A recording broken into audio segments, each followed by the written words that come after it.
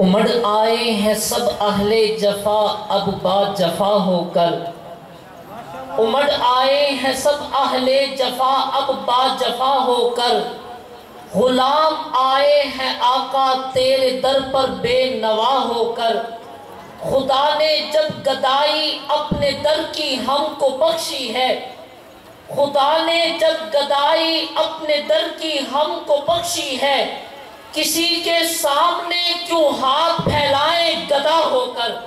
تشریف لاتے ہیں آپ حضرات کے سامنے حج کی فضیلت و فرضیت پر گفتگو کرنے کے لیے جامعہ کے طالب علم محمد کاشف الرحمن تشریف لائیں اور حج کی فضیلت و فرضیت پر گفتگو فرمائیں۔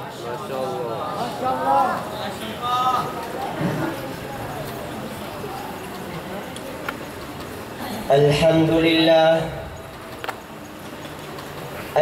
لله الذي بيده تصريف الأحوال وتخفيف الأثقال، والصلاة والسلام على سيد الهادين إلى محاسن الأفعال وعلى آله وأصحابه المزارعين له في الصفات والأعمال. أما بعد، فأعوذ بالله من الشيطان الرجيم. بسم الله الرحمن الرحيم. ولله على الناس حج البيت من استطاع إليه سبيلا ومن كفر فإن الله غني عن العالمين.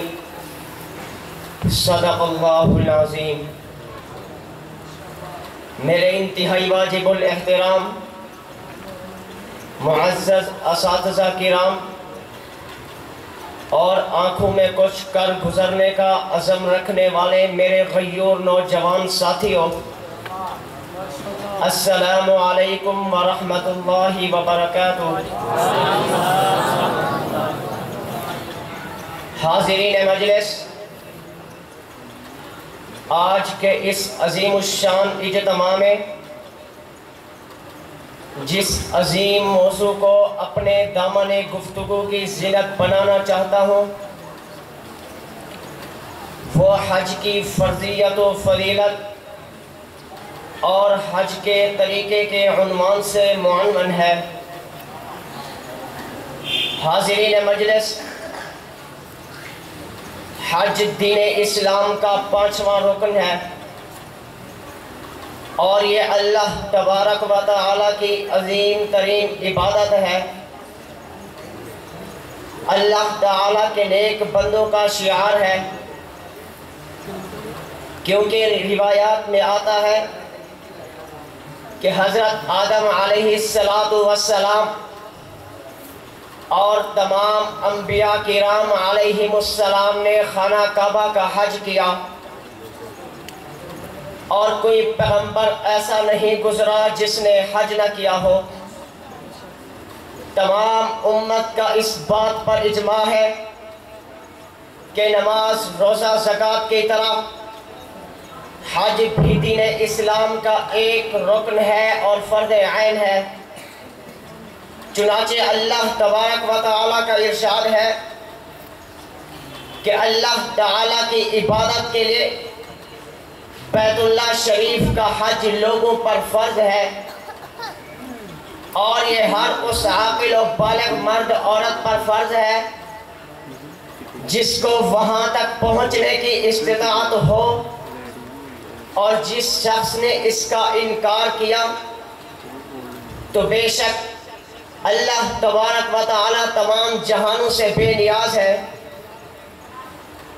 سامعین ذی قدر، جب حضرت ابراہیم علیہ السلام نے بیت اللہ کو تعمیر کیا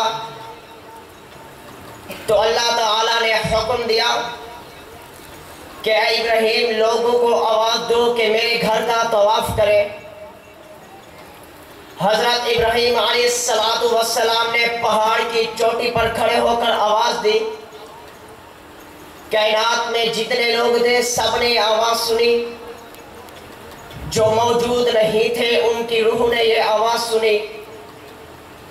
جس نے جتنی مرتبہ اس آواز پر لبیک کہا وہ اتنی ہی مرتبہ بیت اللہ کا دیدار کرے گا۔ جس قدر عبادت ہے سب کا مقصد اپنی بندگی کو ظاہر کرنا اور نعمت کا شکر ادا کرنا ہے، اور حج میں یہ دونوں باتیں پوری طرح پائی جاتی ہیں کہ اپنی بندگی کو ظاہر کرنے سے مقصود اپنے معبود کے سامنے عاجزی و انکساری کا اظہار ہے، اور حج میں یہ بات کم درجہ پائی جاتی ہے کہ حاجی احرام کی حالت میں انتہائی عاجزی کا اظہار کرتا ہے۔ گھر بار عزیز و قارب مال و دولت سب کو چھوڑ کر بحری اور بڑی سفر کی تکلیف کے باوجود وہ اپنے محبوب کی طرف دیوانوں کی طرف دوڑتا چلا جاتا ہے۔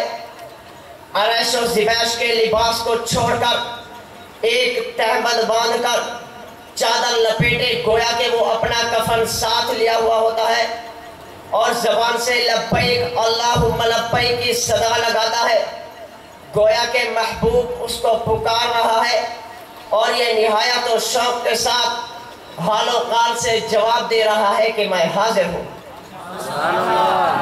سامعین عزیز قدر، حج ایک نہایت جامع اور ہماگیر عبادت ہے۔ اس میں تمام مالی اور بدنی عبادتوں کی روح موجود ہے۔ عاجزی و بندگی، اطاعت و تقویٰ کے وہ تمام جذبات جو دوسری مستقل عبادتوں سے الگ الگ نشو و نما پاتے ہیں، کہ اس میں بیک وقت وہ تمام جذبات اور کیفیات پیدا ہوتے اور پروان چڑھتے ہیں۔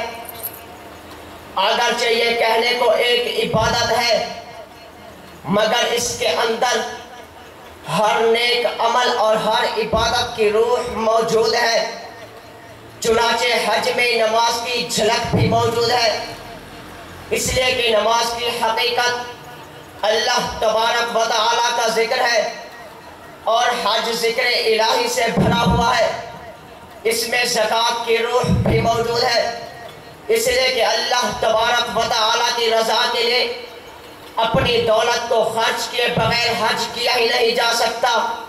زکوٰۃ کی حقیقت بھی اس کے سوا کچھ نہیں کہ اللہ تبارک و تعالیٰ کی رضا کے لیے اپنی دولت خرچ کی جائے۔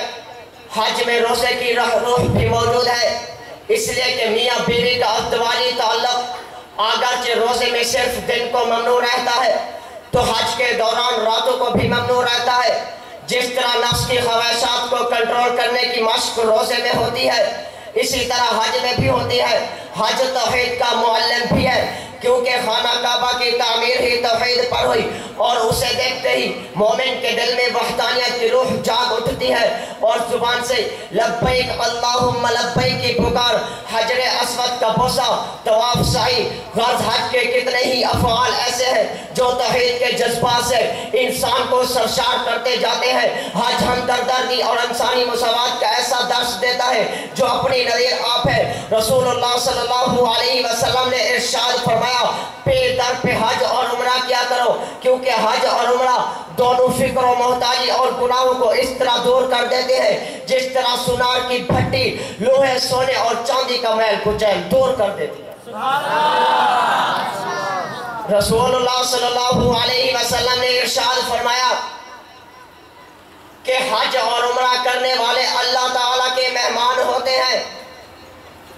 اگر وہ اللہ تعالیٰ سے دعا مانگے تو اللہ تعالیٰ ان کی دعا قبول فرمائے، اگر وہ اللہ تعالیٰ سے مغفرت مانگے تو اللہ تعالیٰ ان کی مغفرت فرمائے۔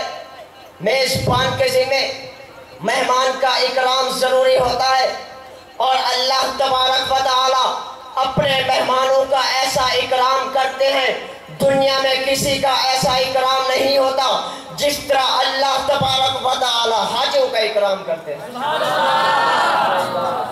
فرائض اسلام میں اگرچہ تمام عمر میں حج صرف ایک بار فرض ہے، لیکن اس حج کی فضیلت کو پانے کے لیے انبیاء کرام علیہم اور 5 صحابہ کرام رضوان اللہ تعالی علیہم اجمعین ہر سال حج ادا فرماتے تھے۔ حضرت آدم علیہ السلام نے تقریباً 70 حج پیدل کیے۔ تمام خلفائے راشدین اپنے زمانہ خلافت میں لازمی حج کرتے تھے، امیر الحجاج ہوتے تھے۔ حضرت عثمان غنی رضی اللہ تعالیٰ عنہ کا آخری سال جب بلوائیوں نے محاصرہ کر لیا تو وہ خود نہ جا سکے، لیکن حضرت عبداللہ بن عباس کو امیر الحجاج بنا کر بھیجا۔